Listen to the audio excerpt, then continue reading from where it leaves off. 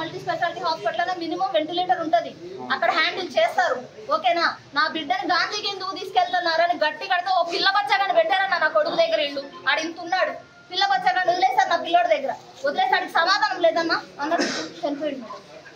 ఆడ ఈజీగా ఎట్లా చెప్తాడన్న నా బిడ్డ చనిపోయిందని? చెప్పండి.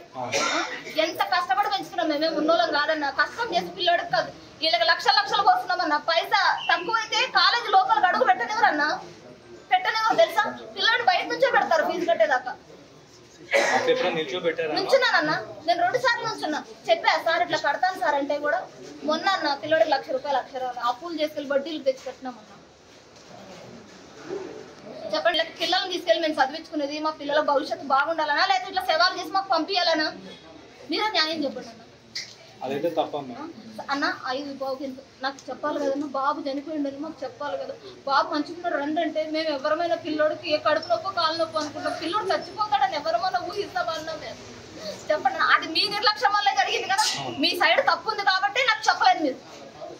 మీ సైడ్ తప్పు ఉంది కాబట్టి నాకు ఇన్ఫార్మ్ చేయలేదు. నేననే మనిషిని మాస్టర్ దగ్గరికి వచ్చి నా బిడ్డను చూసుకునే వరకు నాకు చెప్పారు చనిపోయాడని. మీ సైడ్ మిస్టేక్ ఉండబట్టే కదా. ఏం చేయాలి? నా బిడ్డను తీసుకొచ్చి ఇవ్వమన్నాడు. నాకు ఏమొద్దు, ఇక్కడే కూర్చుంటా. నా పిల్లాడిని తీసుకెళ్లి ఎంత అందంగా తీసుకెళ్లి పిల్లోడిని జాయిన్ చేశాను. నా పిల్లోడి ఫోటో చూసారన్న? నా బిడ్డను అట్టే తెచ్చిమ్మన్నాడు. ఇక్కడే కూర్చుంటా. నాకేమొద్దు, నా పిల్లోడి కోసం నేను బతుకుతున్నా. 100 మందిలో చెప్తున్నా, నాకు ఎవరు లేరు. నా పిల్లోడి కోసం నేను బతుకుతున్నా. వాళ్ళ నిర్లక్ష్యం వల్లనే అన్నా. నా కొడుకు నిన్న 5:45 మాట్లాడాడు సార్. పోలీస్ డిపార్ట్మెంట్ మీకు ఎన్ని గంటలకు ఇచ్చారండి ఇన్ఫర్మేషన్? ఇట్లా అబ్బాయి చనిపోయింది అంటే మీకు ఇన్ఫర్మేషన్ ఎప్పుడు ఇచ్చారో ఐడియా లేదండి? అంటే రాసుకున్నారు కదా మీరు, అందుకే అడుగుతున్నారు. ఎన్ని గంటలకు ఇచ్చారు సార్ పోలీసులకు ఇన్ఫర్మేషన్? అంటే మీకు ఫస్ట్ ఇన్ఫర్మేషన్ ఎప్పుడు వచ్చింది? కౌశిక్ రాఘవ అనే విద్యార్థి మదీనాగూడ శ్రీ చైతన్య కళాశాలలో ఇంటర్ మొదటి సంవత్సరం చదువుతారు. డైలీ వ్యాపారం చేసుకుంటూ చిన్న చిన్న బిజినెస్ చేసుకునే తల్లిదండ్రులు ఇద్దరు కూడా లక్షలాది రూపాయలు కూడగట్టి మదీనాగూడలో చైతన్య కళలో పంపిస్తే పట్టుమని 6 నెలలు కూడా జరగలే అబ్బాయిని చేంజ్ చేసి. అబ్బాయితో పాటు మంచిగా ఉంటుంది కాలేజ్ అని చెప్పి తల్లి మా కొడుకు కూడా చదువుతుందని చెప్పి ఇంక 20 మంది షాద్నగర్కి వెళ్ళి చేంజ్ చేసింది. అక్కడ కాలేజ్ యాజమాన్యం పట్టించుకోకుండా విద్యార్థులను నిర్లక్ష్యంగా వదిలేసితోటి మానసికంగా విద్యార్థి ఎట్లా చనిపోయినా ఇంతవరకు యాజమాన్యం నుంచి ఎంతవరకు స్పందన లేదు.